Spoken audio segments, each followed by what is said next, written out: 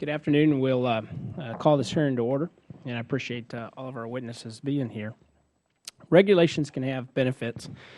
They can protect our food supply, ensure that drugs work, keep financial markets transparent, but regulations also have costs by erecting barriers to entry, distorting markets, and diverting scarce capital away from job creation.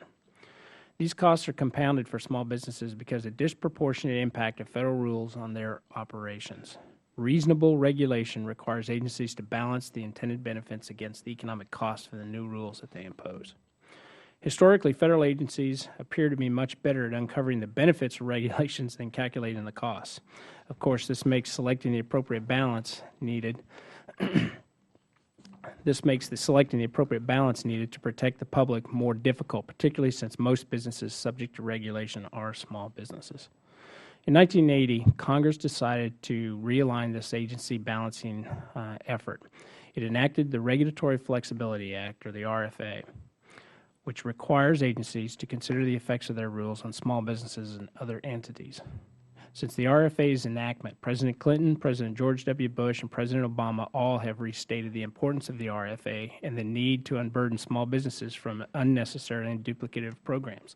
And each president required federal agencies to perform a retrospective examination of federal rules, even though such an examination already is mandated by the RFA. Despite these remonstrances from the head of the entire executive branch of government, federal agencies continue to ignore both the letter and the spirit of the RFA. Given the current state of the economy and the vital role that small businesses play in job creation, the time for words is now over. For too long, the RFA has been ignored by the federal agencies, and that's got to stop. The legislation that is subject to this hearing, H.R. 527, the Regulatory Flexibility Improvement Act of 2011, and H.R. 585, the Small Business Size Standard Act of 2011, are both designed to make sure that agencies will care that the RFA is on the books. The bills will close loopholes used by agencies to avoid compliance with the RFA. It's going to require better assessment of the impacts that regulations will have on small businesses and other entities, and force agencies to perform better periodic review of rules. Grant the Chief Counsel for Advocacy at the Small Business Administration greater powers for enforcement of the RFA also. So again, I want to thank all those witnesses for taking the time to provide their insights into these bills and what changes, if any, might be necessary to make the agencies care that this law is on the books, and most importantly, that they follow the law. With that, I'll recognize the ranking member, and then we'll go to our witnesses and introduce them. Thank you, Mr. Chairman. With the economic recovery proceeding in a very uneven manner, the contributions of small businesses are more important than ever. For us, that means making sure entrepreneurs are able to do what they do best: innovate, create, and grow, without government getting in the way. Unfortunately, for many small firms, the cost of regulatory compliance remain high. Businesses with less than 20 employees pay more than $10,500 per employee in compliance costs, an amount that is 36% higher than their larger counterparts. To address this, the Regulatory Flexibility Act was enacted in 1980 to give small businesses a louder voice in the regulatory process. It is apparent that it has been successful, as regulatory costs were reduced by $15 billion in 2010. In the last 3 years, the EPA and OSHA also convened 7 small business advocacy review panels, providing small firms with greater participation in important environmental and occupational safety matters. Even though RFA has been successful, it could do better. The time has come for agencies to more broadly measure the effect of regulations on small businesses. After all, many regulations are aimed at states, which means that agencies can ignore the downstream impact on small businesses. This has to stop. Steps must be taken to make red flag analysis more detailed so that they cannot ignore the RFA and simply certify that a rule has no significant economic impact on small businesses. Addressing this matter will ensure agencies are required to provide a more factual basis for such certifications, rather than just a sentence that dismisses the concerns of small firms. It is also important to give real teeth to Section 610, which requires agency to review outdated regulations that remain on the books, yet continue costing small businesses money. While the RFA requires agency to periodically review existing rules, these requirements are ambiguous and agencies often do not apply them consistently. As a result, these reviews have been much less effective than they should be. In addition, and as I have said before, any expansion of the panel process must be closely examined. I wholeheartedly support efforts to rein in agencies that are insensitive to small businesses, but we cannot simply flick a switch and add 50 new agencies to the panel process. Therefore, it is prudent for this committee to fully examine the need, costs, and appropriateness of such an expansion. While these type of changes can reduce the regulatory burden for small businesses, we should not box ourselves in and think that expanding reg flex is the only means to accomplish these goals. There are other ways outside of reg flex that can achieve these ends without eviscerating the very regulatory processes necessary to implement the laws passed by Congress. This includes providing higher quality education and technical assistance to businesses regarding regulatory compliance. In addition, broader reforms could right-size agency enforcement policies, which could help ease this burden. By doing so, we can reduce the impact on small businesses without the costs and risk of a wholesale regulatory restructuring. Regardless of how we move forward, it is important to do so with one eye on the fiscal environment we are working within. While the SBA's Office of Advocacy plays a critical role, it has a budget of $9 million and 46 employees. It is already taxing with meeting its current role, and expanding its powers significantly should be carefully considered. Given the current conditions, such statutory leaps may not be prudent. Smaller steps might prove more appropriate and effective. Doing so can yield many of the positive benefits I think all of us on this committee seek to provide, but without the undue expense and bureaucratic upheaval. With this in mind, I look forward to today's discussion on how RFA can be modernized to better meet small businesses' needs. Since being signed into law more than 3 decades ago, it has played an essential part in reducing regulatory burden. As we consider ways to improve it, we must move forward in a manner that is responsive to both small businesses and taxpayers. By doing so, we can best ensure that entrepreneurs will be the job-creating catalysts that our economy needs at this moment. I yield back. Thank you, Mr. Chairman. Thank you. If other committee members have an opening statement, I'd ask that they submit it for the record. And I'll take a real quick moment to explain the lights to you. If you don't understand, you each have 5 minutes to give testimony. When it comes down to 1 minute left, the light will turn yellow and then red when you're over. If you go over a little bit, it doesn't bother me. So with that, I'll make my first introduction, which is Mr. Frank Swain. He's a partner in the Washington, D.C. office law firm of Baker & Daniels. During the Reagan administration, Mr. Swain served as the Chief Counsel for Advocacy. Mr. Swain, I appreciate you being here, and I look forward to hearing your testimony. Thank you very much, Mr. Chairman, and it's a pleasure to be here in front of you and Mrs. Velasquez and the other members of the committee. I must say that I was greatly cheered when I came in the room about 12:45, and there was a line out the door for a hearing on regulatory flexibility, acquiring an importance that I had forgotten that it had in the public eye. But it's really important that you're holding this hearing. It's really important that you're considering these two bills. I had the opportunity to participate when I worked for the NFIB years and years ago in the original congressional discussions about regulatory flexibility in 1980. I want to emphasize some of the points that were made by Mrs. Velasquez, because in 1980, the Senate and the House were both controlled by the Democrats. This was a bill that was passed with strong support from both sides of the aisle, strong support from the chairman of the Senate Administrative Law Subcommittee, then Senator John Culver from Iowa. But it was a bit of a walk into the unknown. there was really only one other bill that was slightly like it, and that was the National Environmental Policy Act, which had been passed in 1970. That law said, when we make rules, when we take actions as a government, we have to think about what the impact of those actions is on the environment. So this was really the first time that they tried to take that principle of regulatory review and twist it to a different focus. And that focus is, when we make rules for all sorts of important reasons, safety of the food system, protection of the environment, whatever, we have to take a look at the impact of those rules on small business. And I think this is the real virtue of the regulatory flexibility, and we have to go further. We have to think about whether there are other ways of getting to the same regulatory goal, more flexible ways, besides the one-size-fits-all approach, which is typically the starting approach for most agencies. Again, as the opening statement suggested, the problem with regulation is a particular problem for small business because small business doesn't have the broad economic or employee base to spread the relatively fixed costs of regulation. So it's important to attempt to tailor the regulation to small business.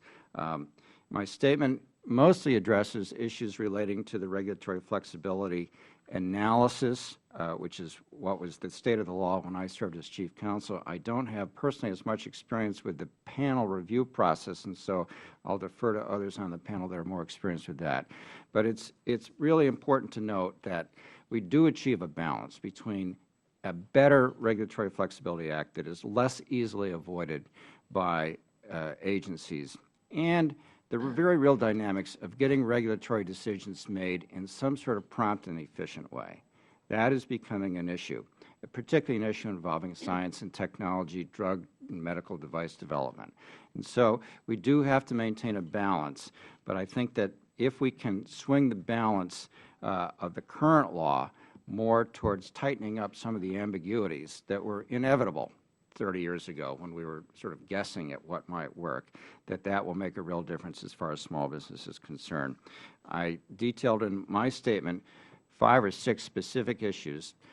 This is a complex subject, and I'd be happy to take questions or submit comments on any other specific issues that the committee may want my perspective on. But the need for these reforms after 3 decades of experience with the regulatory flexibility is very plain. Small businesses continue to be, under any economic assessment, the job creator, and we have to do our best as a society and as a government to eliminate or lessen to the extent possible the fixed cost of regulation, which is such a serious drag on that job creation process.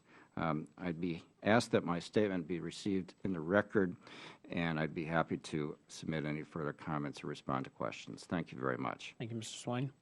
Our next witness is Ms. Jane Luxton, who is a partner in the Washington, D.C. office of the law firm Pepper Hamilton. Prior to this, Ms. Luxton served as the General Counsel of the National Oceanic and Atmospheric Administration, regularly dealing with that agency's implementation of the RFA. So, Ms. Luxton, I appreciate you being here, and thanks for coming.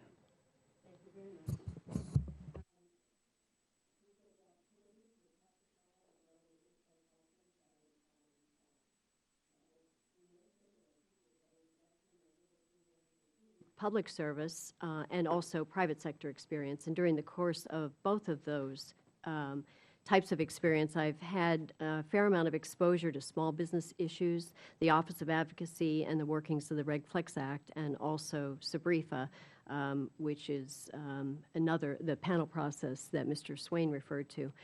Although my government service does not include having worked, unlike some others here, for the Office of Advocacy, I'm one of its biggest fans, and I support the proposed bill's efforts to strengthen the role and ability of that office in protecting small business in the regulatory arena.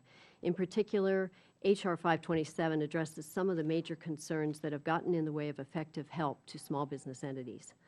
In discussion after discussion on the RFA, including SBREFA, the one problem that comes up most often is the lack of consideration of indirect effects. and you mentioned that, Ms. Velasquez, in your introduction as well. It's probably no accident that H.R. 527 tackles this issue in the first substantive section of the bill. The clear statement that indirect effects must be taken into account is necessary to overcome an interpretation in the case law that unfortunately cut this type of real-world substantial impacts on small business out of the equation. To get an accurate gauge of the actual effect of regulation, those indirect effects must be restored to the analysis. Similarly, in today's difficult economic times, many have spoken out strongly about the unacknowledged cost of cumulative regulatory burden. Small businesses are most likely to feel and least able to afford these extra burdens. Section 3 of the bill requires rulemaking agencies to conduct more detailed analysis of several important factors, but among the most needed are the requirements for greater consideration of other rules that may overlap or conflict with and add cumulative economic impact to small entities. Section 5 of the bill would expand the SBREFA panel process to all agencies proposing rules that would have a significant economic impact on substantial number of small entities, which is the key phrase, or would trip the threshold of a major rule under the Congressional Review Act. In my experience, SBREFA panels have proven time and again that they improve rules, make them more cost-effective and substantively stronger, and lessen the adverse impacts on small business. They provide a unique opportunity for small business representatives to become involved at the formative stage of the rule before positions harden. I've seen the positive contribution of SBREFA panels in numerous EPA rules. I've also been engaged in discussions relating to the development of the SBREFA panel process for the new Consumer Financial Protection Bureau created under last year's Dodd-Frank Act. And I'm aware that bringing a new agency within the SBREFA panel process can be a large undertaking. There are helps that can make this transition easier, including the Office of Advocacy's training programs, and I strongly believe there are significant benefits to bringing more of the big impact rules within the SBREFA panel process. Section 5 of the bill would also require agencies subject to the SBREFA panel process to do a better job of making available as much information as possible about a proposed rule as early as possible. I think this is another point Ms. Velasquez made, and it's very important. This would address problems with inadequate information that have arisen in some rules, especially recently, and they have undermined the ability of the small entity representatives, or SERS, to offer effective suggestions to the rulemaking agency for minimizing burden on small business while still achieving the agency's goals. The final section I would like to highlight today is the bill's requirement in Section 6 for periodic review of the rules. As I previously said, the cumulative impact, and we've all recognized this, the cumulative impact of each new rule adds heavy burdens to small businesses. Those are least equipped to absorb an unending flow of extra costs. Requiring agencies to review existing regulation is one idea on which the Obama administration and Congress seem to agree. This legislation would ensure that this beneficial process continues in periodic reviews of impacts on small business by imposing mechanisms to ensure the job gets done. These bills serve the important purpose of addressing some shortcomings of previous legislation that have come into focus over time. They will strengthen the ability of the Office of Advocacy to fulfill its mission of serving as the voice of small business in the regulatory process in ways that are particularly needed in our current era of serious economic challenges. The RegFlex Act and SBREFA offer a strong foundation for protecting small business against excessive regulatory burden, but as I think we can probably all agree, they could still use a little improvement. I appreciate the opportunity to offer these comments and hope that my written testimony can be put into the record, and look forward to your questions. Absolutely, without objection. And thank you, Ms. Luxton. Our next witness is Mr. Harry Catricius, who is a partner at the Advocacy Group here in Washington, D.C. Mr. Catricius was a former Chief Counsel of this committee and was instrumental in shepherding the amendments to the RFA through the Small Business Regulatory Enforcement Fairness Act, which Ms. Luxton referred to, or SBREFA, shepherding that through the House of Representatives in 1995. Mr. Catricius, I appreciate you being here, and I know you've got about as much expertise on this as anybody does, and I look forward to hearing what you have to say. Chairman Gray is ranking member.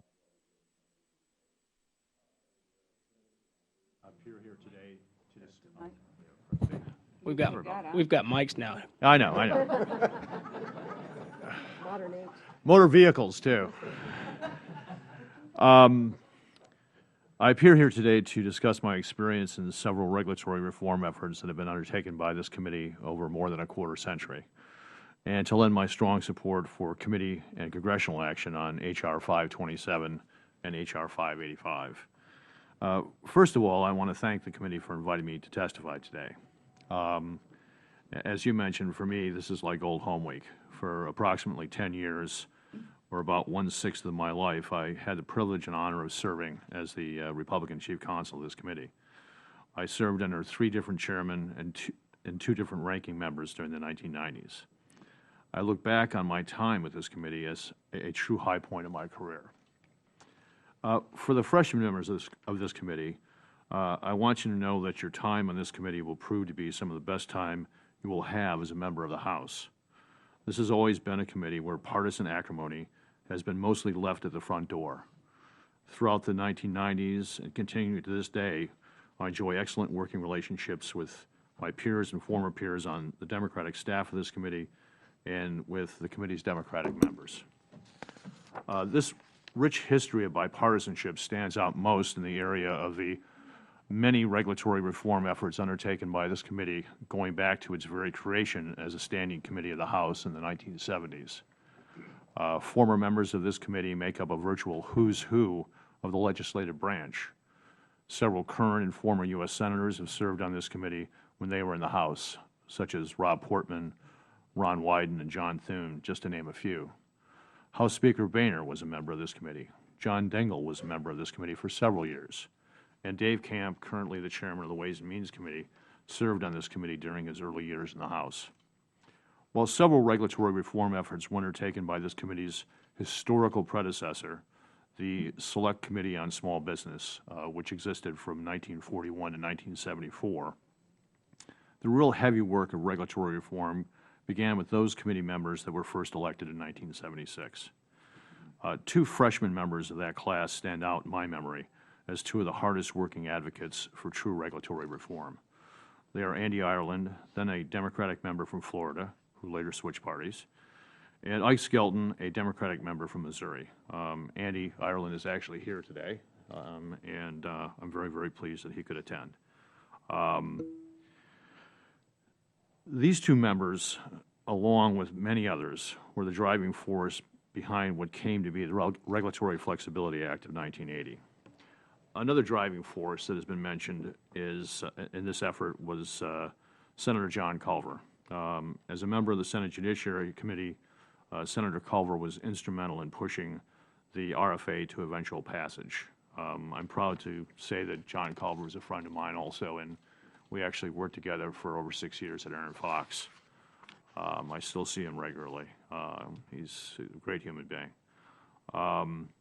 H.R. 527 is the closest thing I've seen to addressing the gaps in true regulatory oversight that were left after the passage of the original Regulatory Flexibility Act and the efforts to improve the RFA with the passage of SBREFA. And I commend the committee for having this hearing on this important issue. While I wasn't involved in the early work that led to the passage of the original Regulatory Flexibility Act, I was involved in the early efforts to implement it while working with Frank Swain at the Office of Advocacy in the mid-1980s. Back then, many regulatory agencies paid only lip service to the requirements of the RFA. For many agencies, the automatic default was to certify that a pending rule would not affect small entities. They learned very early in the day that to do so held no downsides for them. The Office of Advocacy had no meaningful recourse. By the time the White House Conference on Small Business came about in 1986, the small business community had come to realize that we needed some genuine beefing up of the RFA. Legislation to amend and strengthen the RFA during the late 1980s and early 1990s came and went without final action. In the early 1990s, the 102nd and 103rd Congresses to be exact, we had several small business committee hearings on regulatory reform efforts. In addition to official committee and subcommittee hearings, the House Republican Policy Committee, through its Subcommittee on Small Business, held hearings on reforming and strengthening the RFA. These hearings were chaired by Susan Molinari, the subcommittee's chairman. One of the truly memorable hearings of the Small Business Committee during that time frame was a subcommittee hearing by the Subcommittee on Regulation of this committee, which was then chaired by Ron Wyden. This hearing focused on OSHA and its apparent inability to understand what the RFA required it to do. Back then, OSHA was probably one of the worst actors on the regulatory front as far as small businesses were concerned. Part of what was revealed in that hearing ultimately led to the creation of regulatory review panels that were included in SBREFA some 4 years later. Speaking of SBREFA, let's take another short stroll down memory lane. Upon the change in control of the House in the 1994 election, much of the information that was gleaned from hearings of this committee and other sources was placed in legislative form for quick congressional action. The amendments to the RFA would eventually find their way into SBREFA a year later, moved swiftly through this committee and the Judiciary Committee, and were passed by the full House in March of 1995. While some of the congressional champions of small business regulatory reform had changed since the efforts of the 1970s, some were still here fighting on. Andy Ireland had retired in 1992. John Culver lost his reelection bid in 1980, but some of the old guard remained. Ike Skelton was still in the House, and Ron Wyden was a brand-new senator. Others that joined the fray included Jim Talent, first elected in 1992, Norm Sisiski, first elected in 1980, and Tom Ewing, who took the torch of RFA reform from Andy Ireland as Andy was headed toward retirement. As often happens, the other body took a little longer to get through their legislation for meaningful regulatory reform for small business. But those efforts, led in large part by both the chairman of the Small Business Committee in the Senate and its ranking member, Senators Kit Bond and Dale Bumpers, resulted in what came to be SBREFA. The passage of SBREFA not only gave us most of the needed reforms and enhancements to the RFA, it also gave us pre-regulatory review panels for OSHA and EPA rulemakings, and it also gave us the Congressional Review Act. These and other components were great enhancements to what the House had already done a year earlier. The bad news is that regulators oftentimes make a few adjustments and find new or some of the old ways to obviate compliance with the letter and spirit of both the RFA and the amendments to the RFA contained in SBREFA. While many in this town refer to the press as the fourth estate, I've always believed that regulatory agencies are the true fourth estate of federal government. I firmly believe that the improvements to the RFA and SBREFA contained in H.R. 527 will go a long way in taming the fourth estate of the federal government to the benefit of small businesses. As for H.R. 585, I completely support it. While professionally I've never been involved in the ebb and flow of size standards, I do believe that the Office of Advocacy needs to be the final arbiter of what a small business is for purposes of federal regulatory action. Thank you again for allowing me to be part of this hearing, and I look forward to your questions. Thank you, Mr. Katricius. Ranking Member. Thank you, Mr. Chairman. It's my pleasure to introduce Mr. Adam Finkel. And I want you to know, Mr. Finkel, that Harry didn't use your time, so you still have 5 minutes. Mr. Finkel is the Executive Director of the University of Pennsylvania Program on Regulation. He's one of the nation's leading experts in the field of risk assessment and cost-benefit analysis regarding occupational safety and environmental hazards. From 1995 to 2000, he was Director of Health and Standards Programs at the U.S. Occupational Safety and Health Administration and was responsible for promulgating and evaluating regulations to protect the nation's workers from chemical, radiological, and biological hazards. Welcome. Thank you very much. I'm glad to be here. As you said, I'm a big supporter of analysis, particularly cost-benefit analysis, to look at regulations. I had the pleasure of co-chairing, I think, the very first SBREFA panel in 1996 on our ill-fated tuberculosis standard. And as I said in my testimony, I owe all of my educational opportunities to my dad, who worked for 47 years in a small furniture company. I do think we need to do better than to clash about these subjective and very overbroad and I think some factually suspect accusations about the whole regulatory system as it affects small business. If we can't get past that, we're not going to save lives, create jobs, and save money. In this hearing, and I read some of the testimony from the March 30th hearing, a litany of complaints that I've heard as an academic and a regulator for many years is still front and center about the yoke of regulation, the stringency and exaggeration of regulation, the lack of access to the process by small business, and the cavalier attitude of agencies to dismiss their concerns. And I have to say, again, as an academic and a former regulator, I just don't recognize those complaints. I think if I had more than 5 or 6 minutes, I could convince you that these premises are just not factually correct. If there is legitimate groaning, and I don't profess that there isn't out there, but we have to remember these are the, in some part, the groans of those who bear the costs that are returned to society in the form of larger benefits. Now, my own research career has had a lot to do with this claim that risk assessment exaggerates risk, and I think my colleagues and I have pretty much demolished that. It was invented by people with no training in the field many years ago. What we're learning, however, is that the track record of regulatory economics in estimating cost is really the weak link, and that's where the exaggeration is endemic and rampant. As far as adequacy of small business access, in my experience at OSHA and working around EPA, on their own and with, of course, very enthusiastic prodding from OIRA, they take very seriously suggestions that can reduce small business costs without foregoing even more societal benefits. 2 examples from my own experience.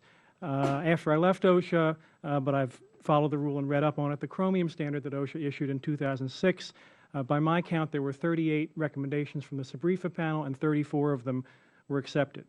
But I hasten to add, I was involved in a grandfathered rule in the mid-90s, right after SBREFA passed OSHA's methylene chloride rule, and even though we were exempt from SBREFA at that point, we made some very creative and I think very successful accommodations to small business just by directly working with them. And I'm not suggesting that we should abandon these panels. I'm concerned about expanding them to other agencies, but they work well, but also things worked well occasionally even before that.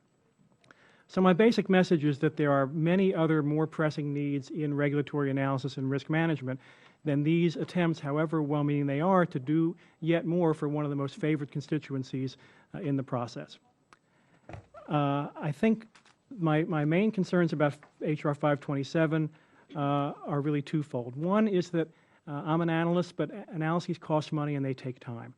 And I think a bill like this, which requires some very ambitious, very vague, and very difficult analyses, some of which I might in theory support, but in practice, if I'm being asked to support them intellectually, knowing there will be no resources to carry them out, I think that's a setup. I think it's a bad idea. I also think that any good idea can be ruined by fixating on one little piece of it. So through these statutes and through executive orders, the agencies are now supposed to think hard in each rulemaking about roughly 30 different ways in which either overregulation or underregulation can disproportionately affect some part of society. And it's not just small business out there at the tail of the cost distribution. There are local governments, property holders, energy suppliers, all have their own statute or executive order. And then at the tail of the risk distribution, there are orders and statutes about children's health, environmental justice, and lots of other very important issues on the benefit side. The GAO report from 2000, I think, very convincingly looked at the empirical record and said that of all of these ancillary analyses, the agencies are doing much more on small business than on any of these others. Again, as an analyst, I'd like to see more done on the others, but as a realist with fiscal restraint, I think we should be very careful about increasing the best covered part of this at the expense of the others. I want to make 2 quick points about analysis and then close with one more point if I could have an extra minute or so. Indirect effects. Costs come in 2 flavors, positive and negative, and Congress seems to be instructing the agencies here to look only at one and not the other. What about the existing small businesses that would profit from regulation or gain revenue? What about the small businesses that don't exist and are waiting for markets to be created by regulation? These are important indirect effects, and it expands the analysis even further. But I think if the analyses were done right, they would show more need for some regulation. Secondly, I think we have to be very careful about treating different risks differently. I used the example in my testimony, greenhouse gas emissions, well mixed in the Earth's atmosphere. I have a real sympathetic point of view about small businesses contributing a very small amount to that huge, well-mixed problem. But if you think about hot spots like mercury emissions or the worker stuff that I'm so concerned about, these are real people, and you can't trade one for the other. If a small business is employing 5 people, I think those people have as much right to safety and health as a large business. If we can give them that at less burden, that's fine. But I think we shouldn't be under the illusion that the small companies are a small part of the problem. In fact, in the OSHA context, they're a large part of the problem.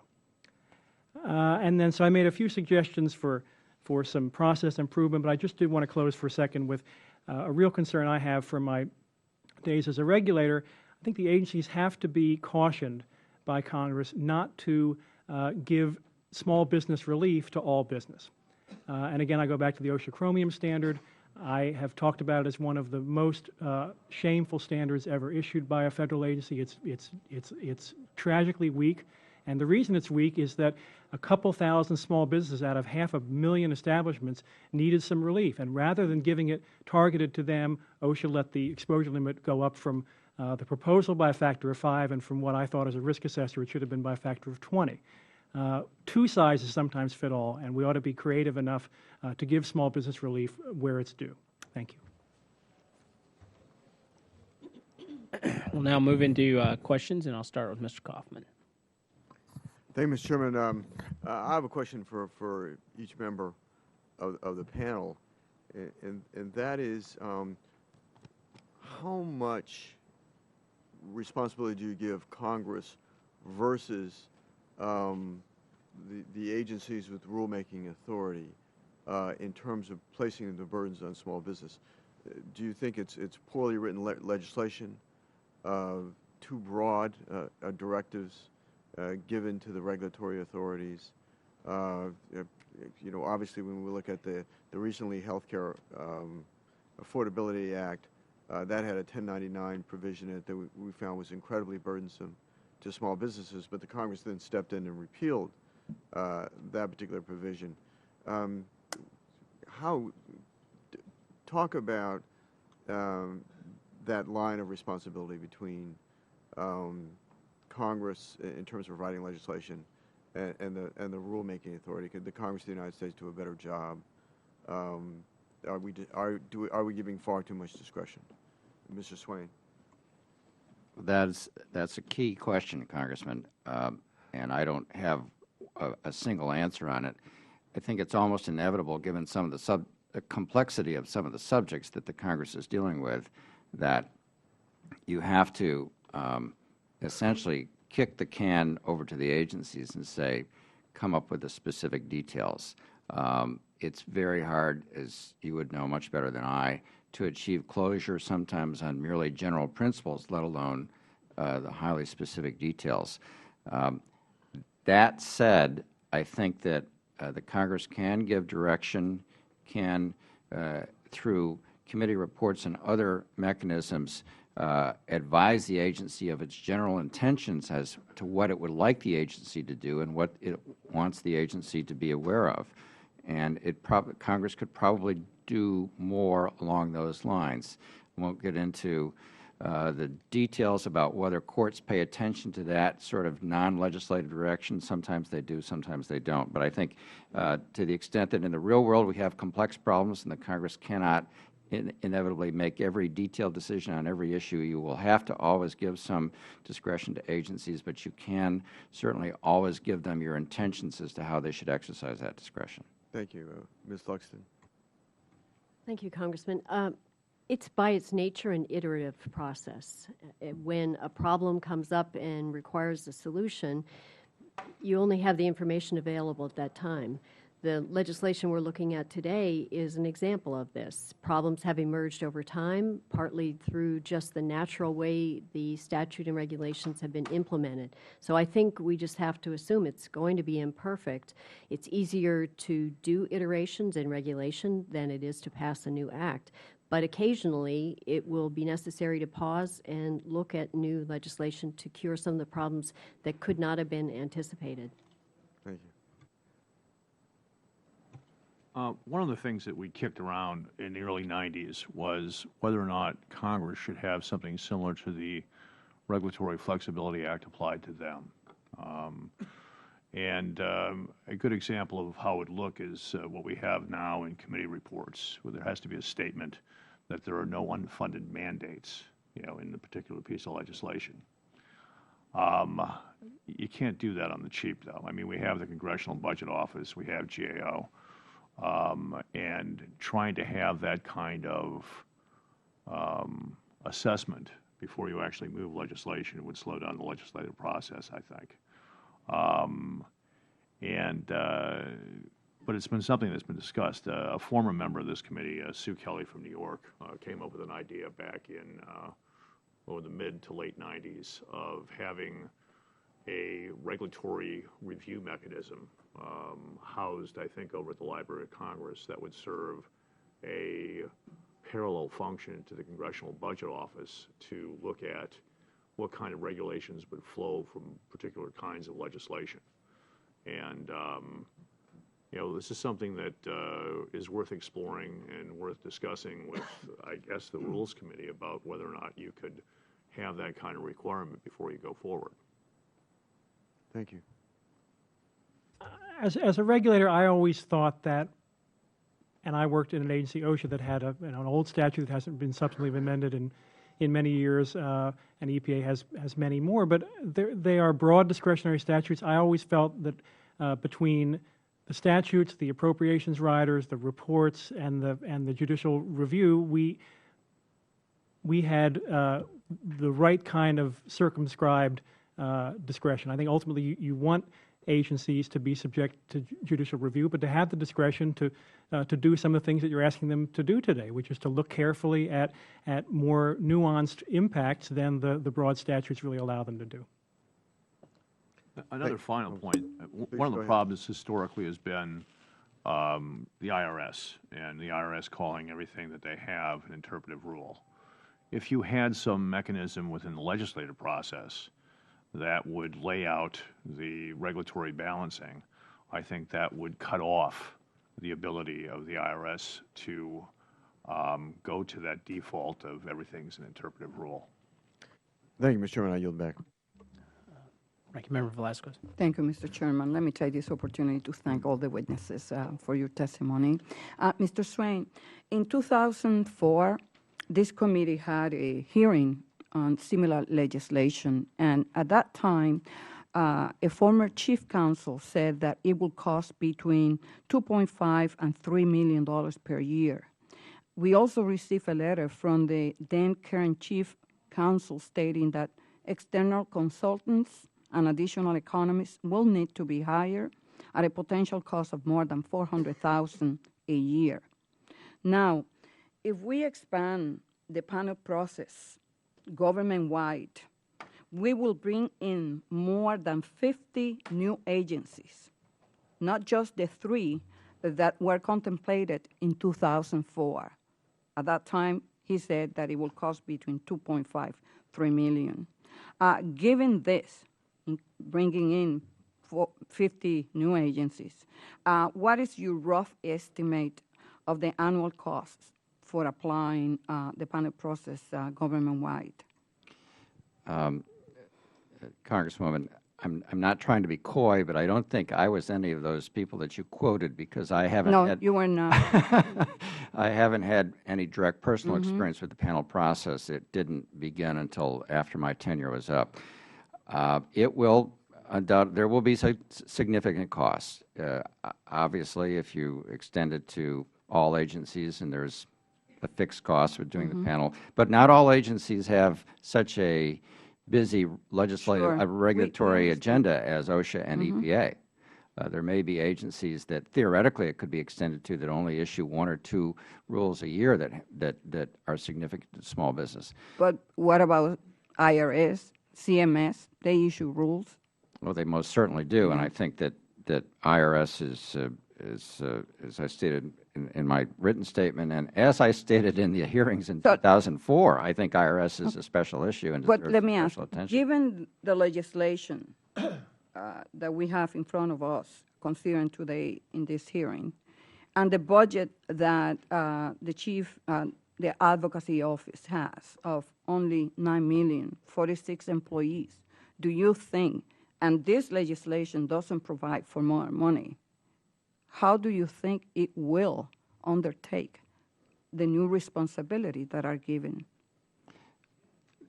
I can't speak to how the agencies are going to fund it. They would have to find the money somewhere, and I'm confident that although agencies won't like this answer, that there is room in agency administrative budgets to put on an important process to bring greater sunlight to the regulatory process. Maybe not on all conceivable rulemakings. But as far as the Office of Advocacy is concerned, my perspective when I was Chief Counsel in the Reagan administration is that I worked with what I had. And if I had X millions of dollars, I had to triage and work on what was most important. And every Chief Counsel going forward will have to do that. To the other three witnesses, given the new expansion, along with rulemaking authority and the new power that the Office of Advocacy is going to have, do you think that $9 million, because none of those agencies will have to provide money, the money has to come out of the Office of Advocacy?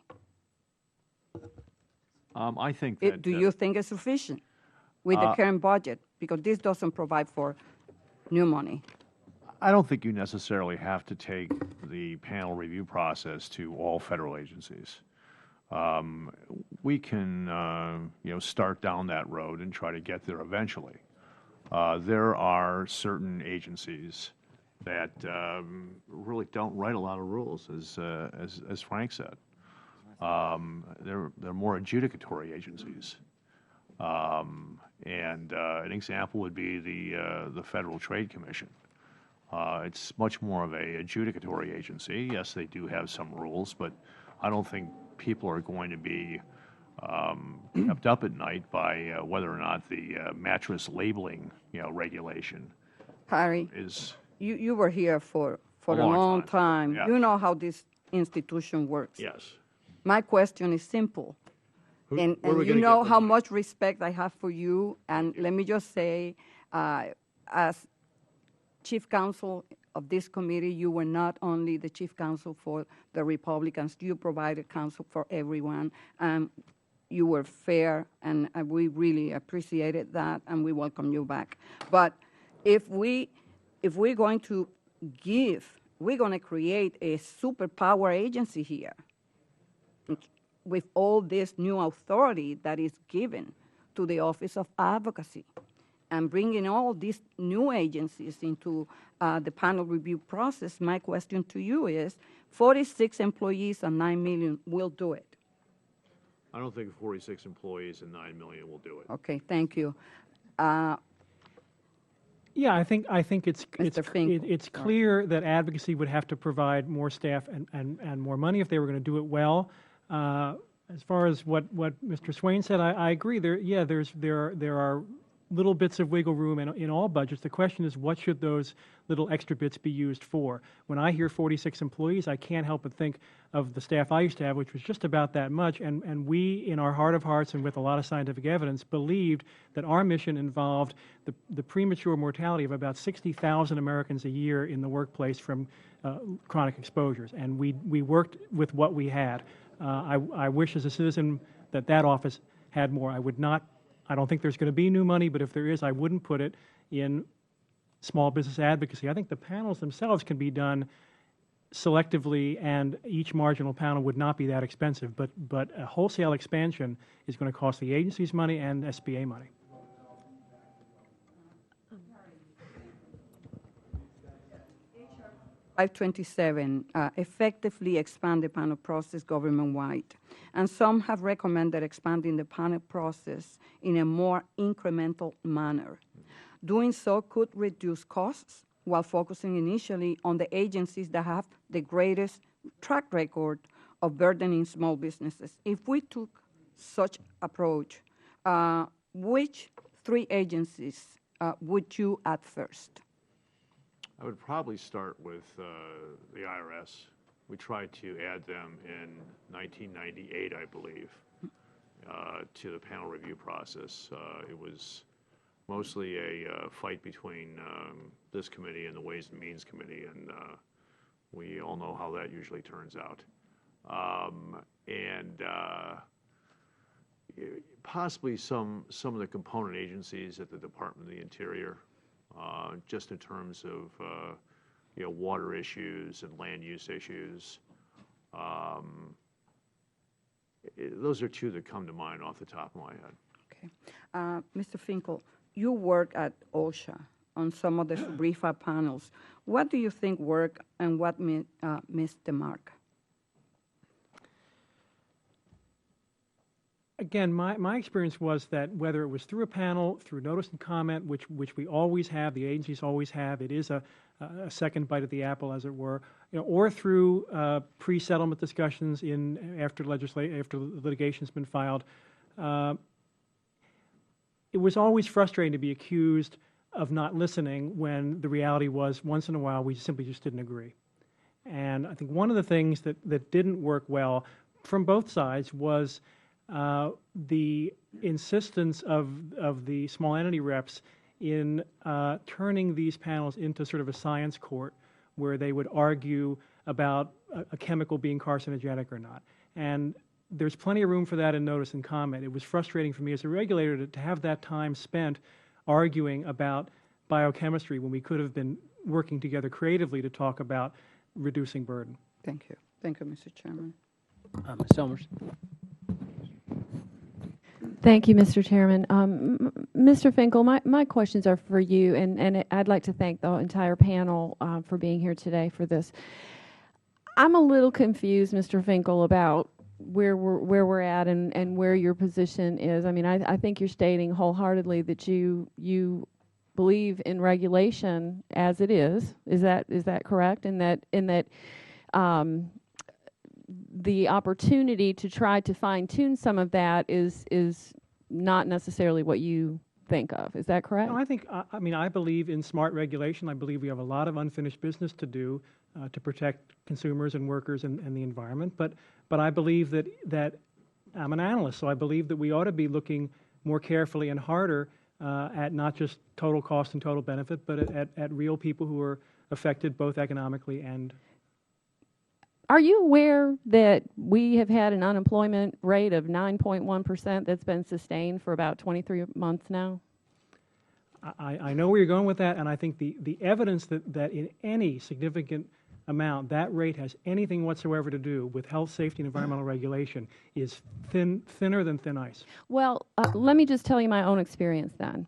Over and over again, we have heard from our small business owners, businesses across the country, regardless. I say small business because that's the committee we're on. But all business alone is saying that government regulation is the #1 problem that they're faced with. And that the fear of the unknown, the fear of more regulation, the fear of the taxes going up, the fear of all the uncertainty that's out there is keeping them from hiring right now. Now, this is the position that we're faced with, and we're obtaining that information over and over again, and it's just compiling. But what you're telling me is that you think more along the line of, for instance, let me just see if I pulled out a quote from your opening statement, that small businesses, that you feel that there will be small businesses that will be created because of regulation and that they're just waiting to be created. So in other words, we're creating a problem which then might actually spark a business growth environment? Is that what I'm understanding you say? Yeah, I'm surprised that would be at all controversial. The problems that are created through what economists call externalities, the pollution, the safety hazards. When you solve those, sometimes businesses who create the problems are hurt economically, and very often other businesses come in and take advantage of the market to provide the safe equipment, the pollution control technology. All I'm saying is if you want to think about indirect effects far upstream, those come in two flavors, and there are some positive indirect effects as well. That is true. That is true. But basically, what you're saying is there's a winner and then there's a loser. I personally don't believe that's true in business. I think that the innovation in this country is outstanding, and that we all grow as we move along.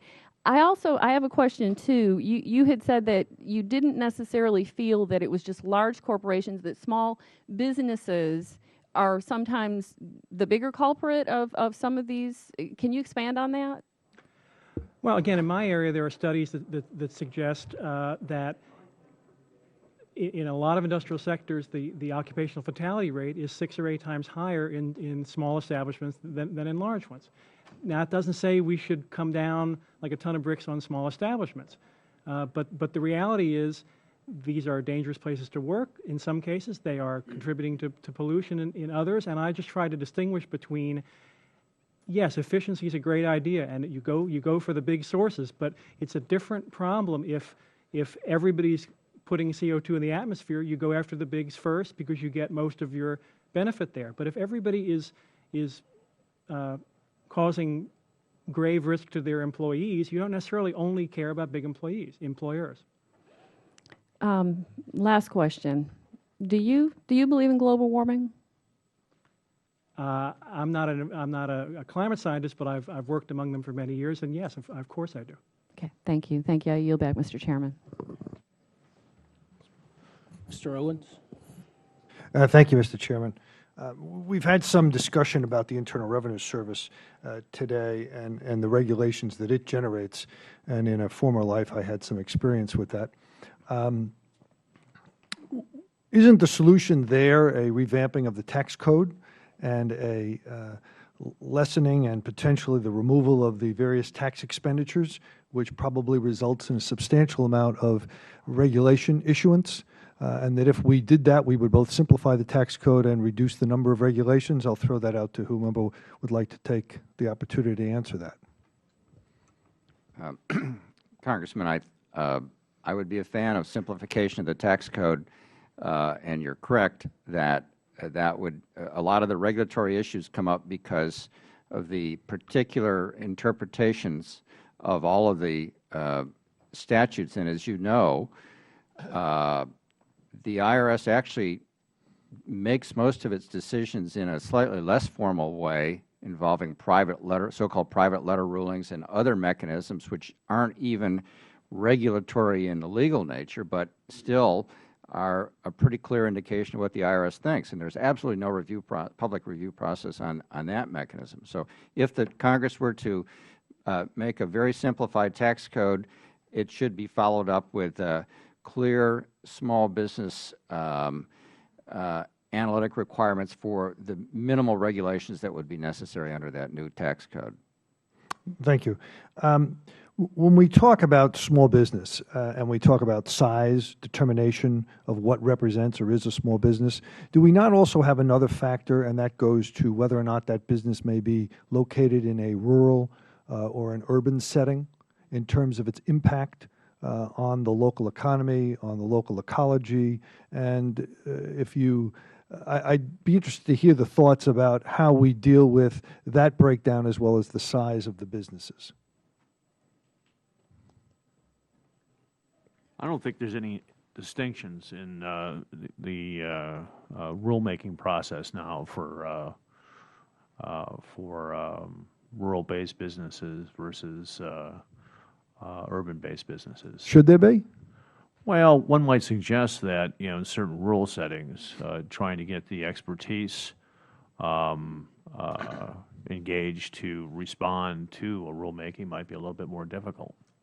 As you might guess, I come from a rural community. Yes. And that is a big issue for us. Yes. And I do see a distinction between a small business located in an urban setting and a small business located issue ongoing all the time on many levels. The last question maybe is more of a statement than a question, but Mr. Finkel said that sometimes business grows as the result of regulation. One example that I would ask if you concur with is whether or not when we moved to asbestos abatement, that did not in fact grow an industry.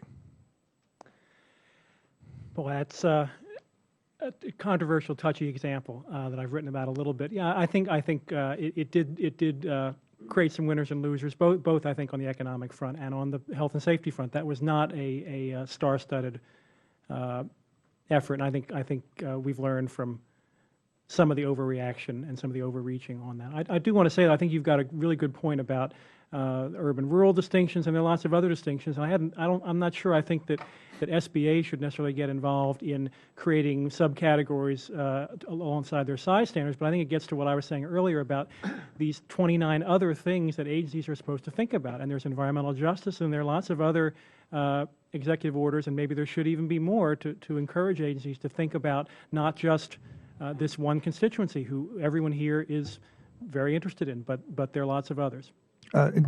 I'll finish with this. Do you think that it's possible to create a body of analytics that in fact would permit an in-depth analysis of each regulation that would give you a truly accurate cost-benefit analysis?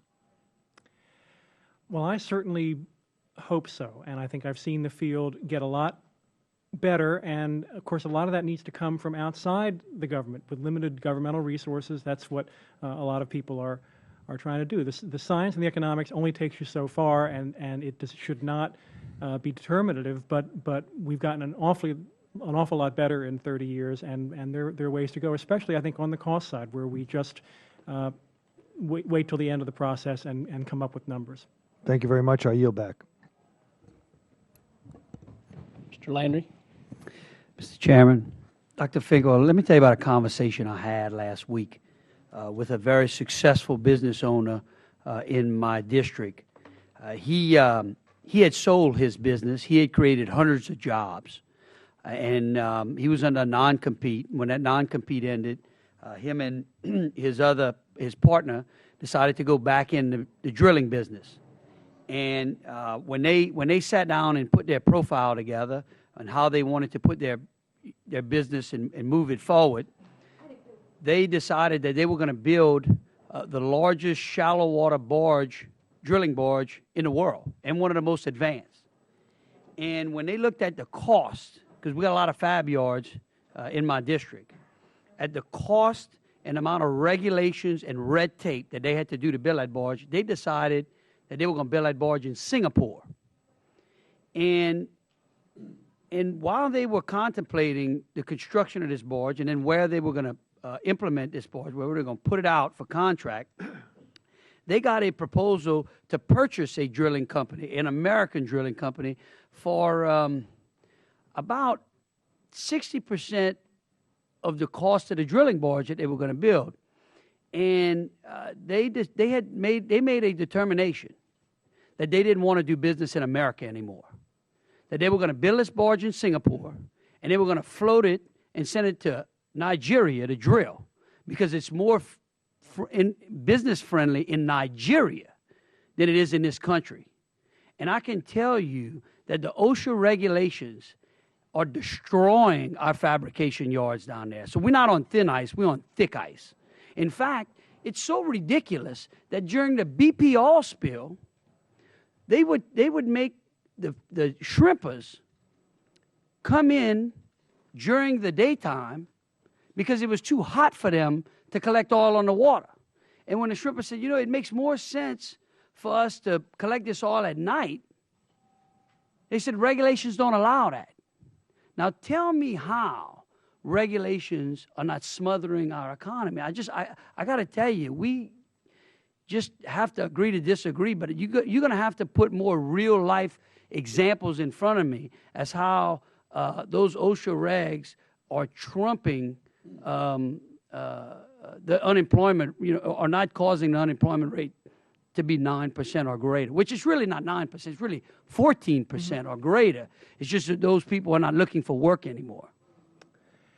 Look, there's no way that, look, I know you don't want me to respond with anecdotal, cherry-picked examples on the other side, because that's not my role as a witness to tell you of all the stories I used to hear and still hear of people who've lost their loved ones because of lapses, negligence, mistakes. It's a balance. Of course, there are going to be poignant stories of businesses who have had difficulty complying with what... But isn't that the role of the legal system? Is that not the role of the legal system to determine whether or not businesses are operating in a fair, safe environment for their workers? If people are getting injured and deaths are being caused, isn't that what the plaintiffs lawyers do? And when they go in and they impact those small businesses have a choice of whether they want to pay those types of fines and settlements, or whether or not they want to make their work environment safer. I mean, look, OSHA just issued a regulation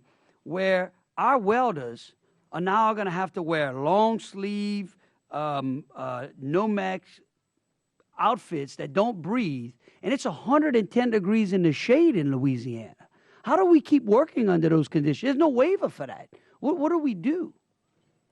If I were still there, I could look into that for you. And there are always really difficult things that government has to do where they can't satisfy both one risk and another. But again, I've got to say the plaintiff's bar and the tort system, that's after the fact. And But wait a minute. there are agencies that exist in order to prevent that from happening. 3 people have passed out this summer in one yard complying with OSHA regs. Now tell me, how is there any what is the safety there?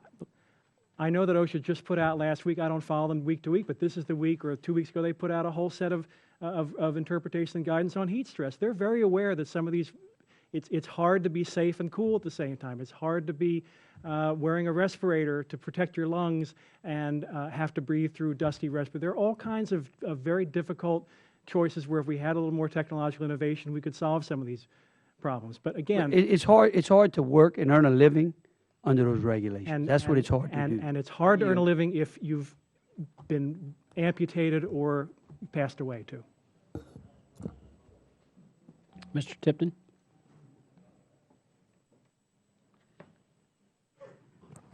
Thank you, Mr. Chairman, and I'd like to thank our panel for being here as well. I guess I'd like to start out with a little more of a generic sort of a question. You know, when we look at the RFA, it was supposed to be supported by sound economic analysis in terms of impacts on businesses. Mr. Swain, have the bureaucracies, the regulatory agencies, have they complied with that mandate? I think in too many cases, Congressman, they have not, because they have attempted to define away their obligation to do so by stating that a particular proposed rule does not or would not have a significant economic impact on a substantial number of small businesses. Those are the words in the law. And now, to be sure, they're doing it more than they were 30 years ago. And I think one of the factors was alluded to by Mr. Finkel. There's more economic data out there now that allows people to do analysis. But if an agency doesn't want to do an analysis, even though all the data in the world is there, they don't have to do it, and they don't have to do it in the sense that the downside, the legal downside for not doing the analysis is not very significant. And that's one of the reasons that the law needs to be strengthened. If they essentially thumb their nose at the obligation to do an analysis, it's very difficult to get that decision to not do an analysis challenged through court. Well, and I think that that's an excellent point. In fact, we've just heard testimony that we're able to observe over at Energy and Commerce when the EPA was specifically asked, have you done cost-benefit analysis, and the answer is no.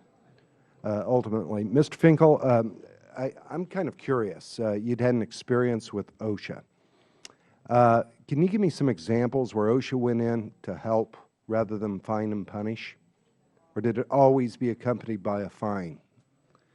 No, I was, in addition to being in charge of health rulemaking, I was out in Denver for 3 years as a regional enforcement administrator. And our staff always went out with a dual mission to see to it that problems, especially imminent danger ones, were corrected, but also to provide information, compliance assistance, consultation. Those programs have grown by leaps and bounds, and a lot of us think that they're taking too much attention away from enforcement. But the fact of the matter is, in this climate and the climate that existed when I was there 10 years ago, there was a tremendous perceived need to provide good information. I think in many cases that information So there are no examples where it was not accompanied by a fine?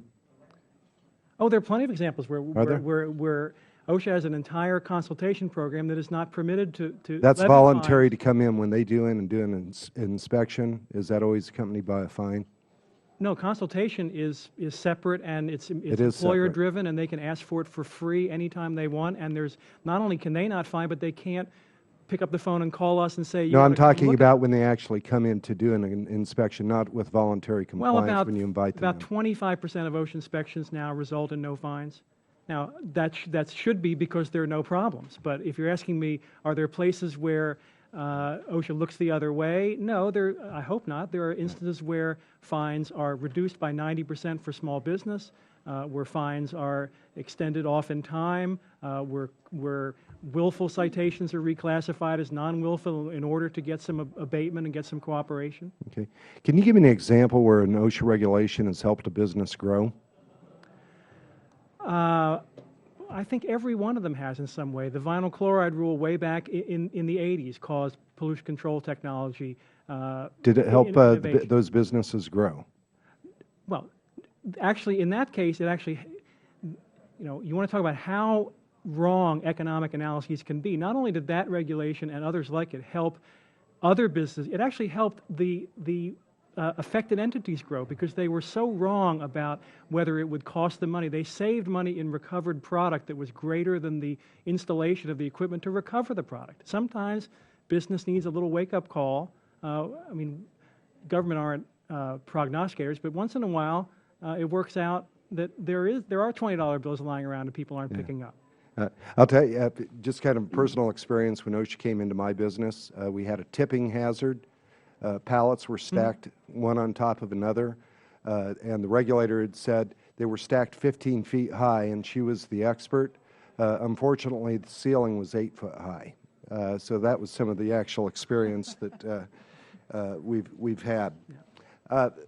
Really when we're looking at some of the regulatory process, and I guess I would open this up to anyone in the panel, do you think Congress needs to be more hands-on, that we see the regulatory process exceeding the legislative intent of Congress, overreaching, and that we need to be able to roll up our sleeves as Congress and get far more engaged making the regulatory bodies responsive to that legislative intent?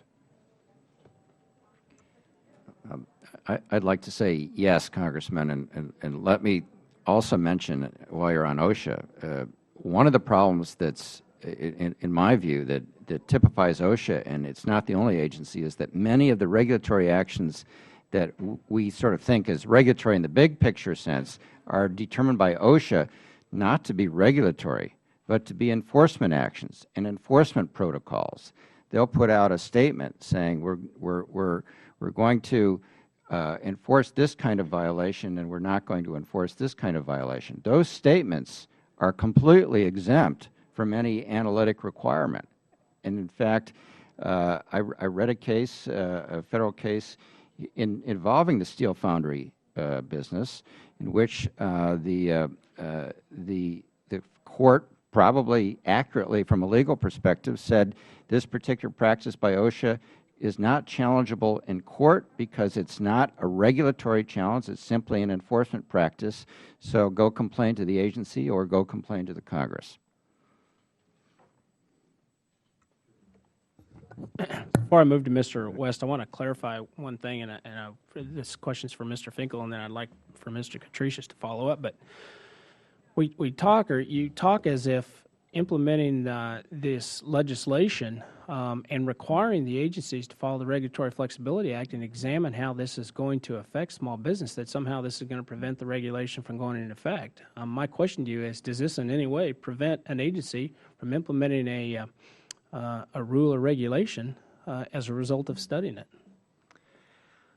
Well, again, I think, with all due respect, I think a lot of this is a solution in search of a problem. I don't see the thumbing of the nose at the Reg Flex Act the way other people do, but that's just a matter of interpretation. Again, as an analyst, I can't sit here and say that I don't silently applaud the idea of looking more carefully at some of these I don't want to say nuance, but effects that will otherwise be given short shrift. But the idea of judicial review of some of these things, the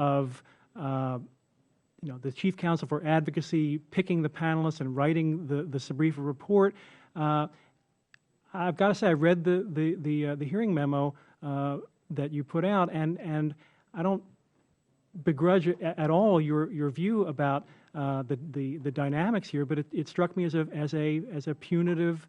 You've said it yourself about the reining in of the agency. So, as a former regulator reading that, I think this is a recipe for delay, and delay in the service of something is not a problem. Delay needlessly is a problem, and I think that some of the analyses could proliferate and cause enormous delay in a process that's already, of course, people say ossified. I don't see it quite that dire a situation, but things are stretched very thin. And indirect effects that are highly speculative, and the economists are having enough trouble in the agencies getting good estimates of total cost and benefit. I wish it were better, but it's the way it is. Well, I'll go to Mr. Catricius again. It's a simple question. Does it prevent agency from implementing a regulation whatsoever? Yes. I don't think it does. I think that it may slow things down. Hit your mic, would you? I think it might slow things down. We've had executive orders, regulatory executive orders issued by every president going back to Jerry Ford. The president is the head of all these departments where all these executive branch agencies are. I mean, they haven't paid attention. That's why Reg Flex was needed in 1980. That's why SBREFA was needed in 1996. I think small businesses, want some certainty out there. And certainty doesn't necessarily come at the hand of a new regulatory regime. Sometimes the not regulating is more scary than the regulating. I can give a couple examples of that. For the longest time, EPA was considering regulating milk spillage in dairies as something that would be covered under an oil spill, because there's a small percentage of animal fat in milk. Yep. And it wasn't until some serious prodding by both authorizers and the appropriators that now, a few weeks ago, EPA has finally said, well, we're not going to do that. Now, we have this other thing on the horizon, and that is something that's already regulated in California under their Clean Air Act, and that's, bovine gas. I mean, we're going to have a situation where EPA may go in. In California, if you're running a dairy, you get a bill every month, which is determined by some mad scientist that sits in a windowless office and calculates how many, cows you have and what your assessment is for that month. And there's no science that goes into this. There's no comment. But if this is pushed to other parts of the country beyond California, I mean, how are dairy folks supposed to deal with that? Uncertainty. Mr. West. Thank you, Mr. Chairman, and also Ranking Member. Thank you, panel, for being here today. And I'm going to try to have the simple man approach here. Yesterday was the Army birthday, 236 years for the United States Army, a little gang that I spent a few days with in my life, 22 years to be a matter of fact. In that time of 22 years, I was a paratrooper and I was also an artilleryman.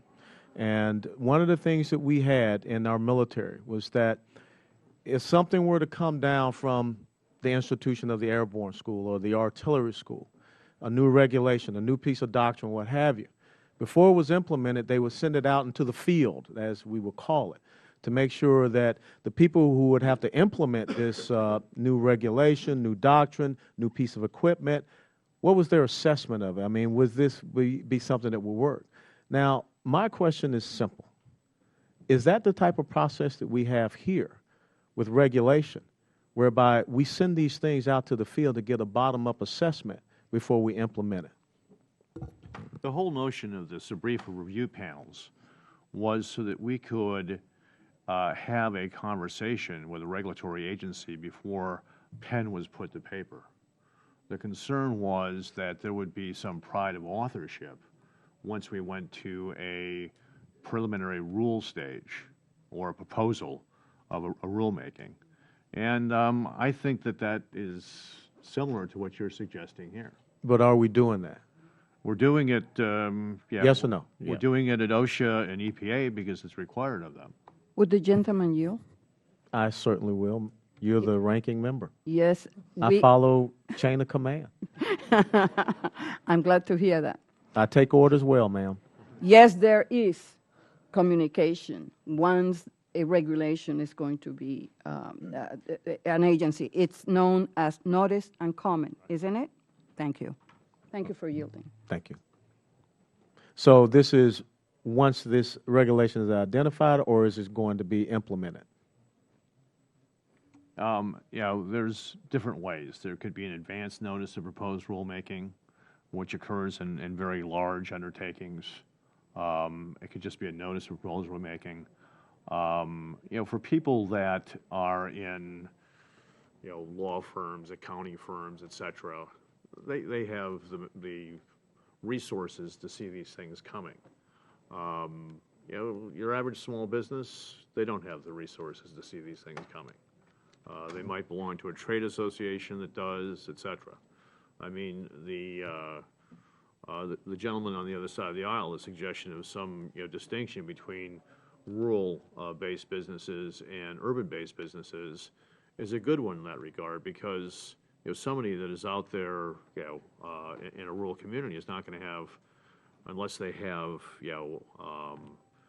access to the internet, et cetera, they're not going to have access to necessarily a library where they can go look at the Federal Register and see what's being contemplated. Well, and I think that the gentleman brought up a good point. I mean, is there an evaluative criteria that is out there? Because not all things are alike or equal. I mean, a rural community is different from an urban community. Or, you do have these trade associations. Or what are some of the economic impacts? So, I mean, do we have these type of things out there that preclude this preponderance of, top-down driven edicts and mandates to come down on small business? The next thing to know, once it hits, there's nothing they could do.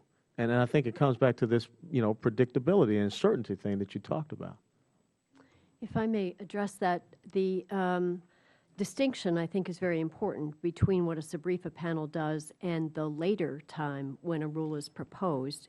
The distinction, and I had it in my testimony, is by that time positions have hardened. The value of a SBREFA panel is that the small entity representatives are selected from all of the diverse areas that would be affected, rural, urban, of any kind that, a kind of effect that would be felt. And the whole point of it is to bring those people in early to explain what the impacts would be on them. The agency is required, and this bill would strengthen the requirement that the rule alternatives be laid out. And the whole point of this is not to evade the rule or prevent a rule from becoming effective, but to find ways to tailor it so that the impacts on small business could be less. And it by no means is always the case that the only answer is don't do the rule or don't let it apply to small business. So my final question, because I just had a small business forum back in my district last week, where's the breakdown? Because the small businesses are hurting. So somewhere there's a breakdown. And I think that's what we have to identify. We have all of these systems and panels and organizations and things in place. There's a breakdown somewhere. And the people that are being affected are the economic engine that will drive a turnaround in this country, and those are those small business owners. I couldn't agree more. My point, I guess, would be that there are only 3 agencies currently subject to the SBREFA panel process, so the others never get the benefit of that early input from those small entities. Thank you. Now yield back. Mr. Chu.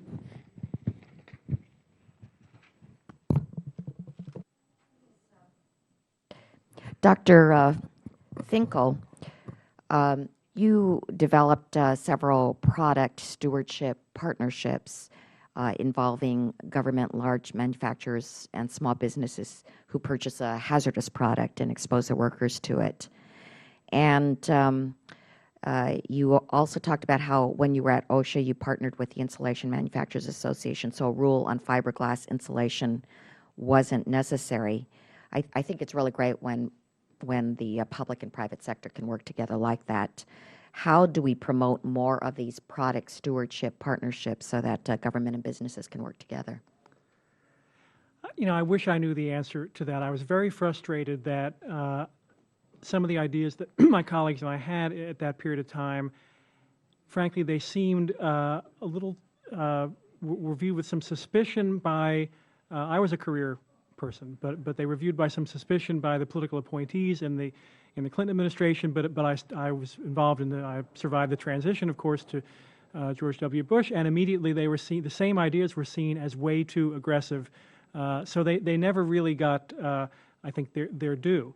That particular partnership with the fiberglass people lasted for 6 or 7 years and basically fizzled out because government didn't give it the respect and support that I think the industry deserved by having come to us at that time with a really good idea that I think saved money and saved lives. And they're still doing some of that stuff, but without, at one point they even came into our offices. This was actually, I should correct a different partnership, but one of the user groups came into our OSHA offices and said, you know, we're doing pretty well with this voluntary code of practice, but we have some recalcitrant users who are clearly flouting this. Could you do some enforcement there? And our own lawyers were a little nervous about enforcing something that we thought was in fact the general duty of these employers to do. So it's an idea maybe whose time will come again. And what elements would be needed to make it successful? I think more aggressive, more enthusiastic participation by government, and this was a unique set of 3 or 4 circumstances that work. But there are plenty of others where you know, the manufacturers know well that it's in their best interest to help the small users of their products use them properly, and sometimes they do that just through informal means, but in this case with government as a partner saying we enthusiastically support what you do, and maybe we don't have to do rulemaking because the problem is being solved through business relationships that we can sit back and watch work. Mm-hmm. Mm. You also mentioned in your testimony that government agencies already analyze how regulations affect small businesses, and you suggest that there's inadequate analyses available for small businesses. In your opinion, would this bill add another layer of government bureaucracy? Yeah, I'm concerned about the delay and the bureaucratization, if that's a word, of the process. But I'm also concerned about, again, 2 things: some analyses that are simply not value added. They're make work analyses. Not that, again, as an analyst, you can't come up with little bit extra to do, but I just as a sense of perspective, again, I understand I'm in a room talking to the Small Business Committee, but it's not the only constituency out there that has disparate effects, both economic and health and safety, from regulation. And I do think objectively of all these constituencies, children's health, environmental justice, other economic actors, it's this one that has been getting the most attention, and maybe it's time to give them a little more attention, but also look at the rest of the whole palette and see where the agencies are falling down in terms of analyzing the real world impacts of these things. Congresswoman, if I could just comment, I fundamentally disagree with Mr. Finkel's response to that question. This law would not add another layer of bureaucracy. The Congress, led by Senator Culver and Congressman Ireland, in 1980 added another layer of bureaucracy. This law would make sure that 1980 law works better. But this layer of bureaucracy has been here for 30 years. It has worked sometimes and sometimes not so well. So this is basically a remedial statute to a process that's been in place for 30 years. Well, I've got to say it's a very broad bill, and there are certainly sections of it that do exactly what you say, but expanding it from 3 agencies to 50 is a new layer of something for those 47. Changing who picks the panelists and who writes the report is a change. You can argue whether it's causes delay or causes worse analyses to be done. I see my time is up. I yield back. Mr. Hanna. That's the last question. I just would like to make a comment about the comment made by the gentle lady from North Carolina. And I'm sorry she's not here, but I just would like to ask her, where did she see that regulations is the #1 issue for small businesses? Because last I checked, NFIB, every week, they measure, they survey, they poll their members. And the latest poll coming out from NFIB has the #1 regulation issue for small businesses is not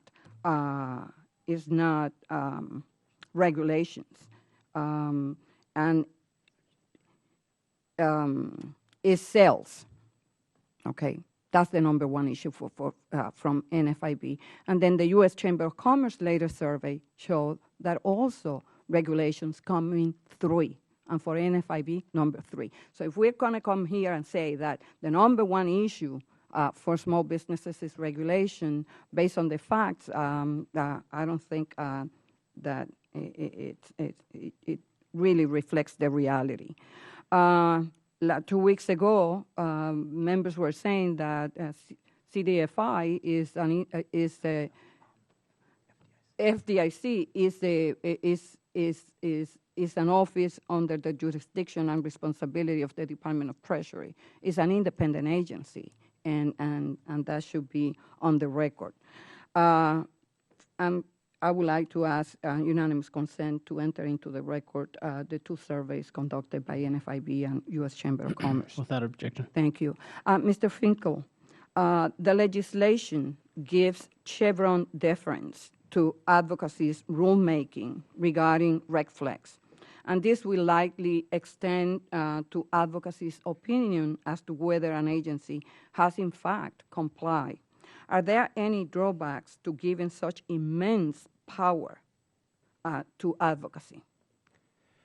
With the caveat that I hope you're not confused by being on a law faculty that I have a law degree or know anything particularly about the law, but since you asked me, I can't resist. What troubles me really about this idea is that I guess I may be ignorant, but I don't know of other parts of government where not to say there wasn't and isn't a need for a person whose job title is the Chief Counsel for Advocacy for Small Business, granted, but to have that person in that office clearly delineated as only caring about one side of a complicated issue, having Chevron deference, it just strikes me as not good government to say someone who is paid to be in an advocacy role should have any special deference. There's no Chief Counsel for Children's Health, and maybe there should be. But I think the idea of letting that person have access, have panels, have the input to the process that he or she does, ought to be sufficient. If, as Frank Swain says, the agencies are complying with the law. In my experience, they are more than they're not, but it's old experience at this point. Okay. Mr. Finkel, what are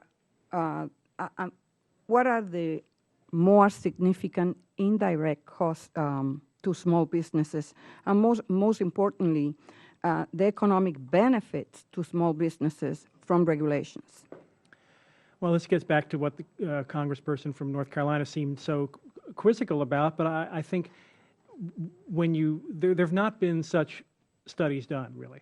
But when you look at studies of all business, and people look at the effects of regulation, when you only look at the half of the costs that accrue to people who pay, versus when you look at the whole change in the economy pre- and post-regulation, well, you don't count the job creation, the new markets that are created by regulation. Sometimes those are small and don't make much difference in the total cost. Sometimes they're huge and turn something that was supposed to be a net loss for the economy into something that was a net gain for the economy.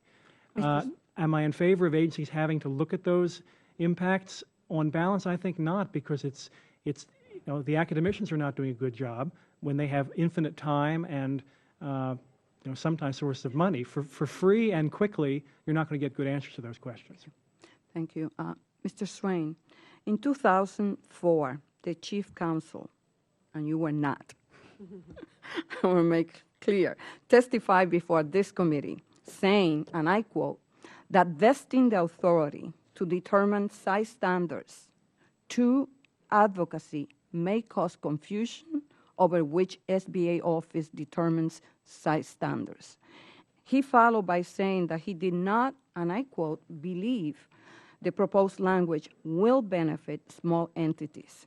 As a former Chief Counsel yourself, do you agree or disagree with these concerns? There is no issue that I've met in Washington that has so many people on so many different sides than size standards. And it's like giving somebody a job. For every one person you make happy, you make 10 mad, and the same is true with size standards. I think I agree with the Chief Counsel's statement. I think that, and I should say that I am not personally aware of I'm not personally acquainted with how this dilemma arises in the real world. I accept that it does, but I don't have any personal knowledge of experience. But in theory, I think the Chief Counsel has plenty to do without being in the size standard business. I think that they ought to be consultative with the SBA Size Standards Office when these issues come up. But to give the Chief Counsel this authority is not the most important part of this bill. Thank you. Thank you. Could I make one brief Sure. statement on the Chevron deference issue? Yes. Because I think it's a very important issue, and I understand the hesitancy on it. I think it's really important, though, to point out that, as I understand it, and better lawyers on the panel than me can correct me, the Chevron deference would be the Court could defer to the Chief Counsel's opinion as to whether the proper small business regulatory analysis has taken place. But the Court can still say, whether it's an OSHA case or an EPA case, we're going to find that this rule should go into effect because it's an important rule and it's not arbitrary. The only thing that they have to say is, well, the Chief Counsel said they didn't do a good job, so maybe they didn't do a good job. But even though, the Court can say, even though they didn't do a good job, we still will allow this rule to go into effect. So it's a deference as to the procedural step. It's not deference about the Chief Counsel's position as to what finally should happen to the rule. Okay. Mr. Finkel, my last question to you is, should agencies be encouraged to seek input during the panel review process from those affected workers and consumers by those proposed regulations? Yeah, I mean, my agency friends will not be happy because they will see it as one more being stretched thin. But fundamentally, yeah, I believe that it was a good idea to have these SBREFA panels. I think they've worked well. They've added good value in my experience. But it just seems fundamentally not fair and symmetric to me that we invite in one constituency who has some built-in hope that the regulations will not get promulgated, will get promulgated differently, and the constituency who is out there waiting to be protected don't get in. I mean, they get in a notice and comment, obviously, but the whole point of this is an early bite at the apple. Sure. Thank you. Ms. If I could just add, I believe the way it works now is it's small entity representatives, and it's not entirely small business. So there have been recent panels at EPA where environmental groups have been brought forward for this, communities, small governments. So it's not exclusively small business. Okay. Thank you, Mr. Chairman. Thank you. This has been a very interesting hearing. I'm very frustrated by some of the aspects of what was said today, and obviously some of that being that one of the benefits of regulation is that it creates new industries. And the idea that we are going to create regulation that could put industries out of business and create new industries is engineering that I think is wrong for a government to be doing that, and it could be interpreted that way very, very easily. Now, my number one goal in this legislation is to make darn sure that the government determines and evaluates what it is doing to small business and how it is affecting small business. And there is absolutely nothing in this legislation that prevents an agency from implementing any one of the regulations that they put forth. Not one single thing. It will slow down the process, and I darn sure hope it slows down the process. And that's exactly what I'm trying to go through here. So with that, I would ask that all members have 5 legislative days to extend and revise their remarks. And with that, this hearing is adjourned.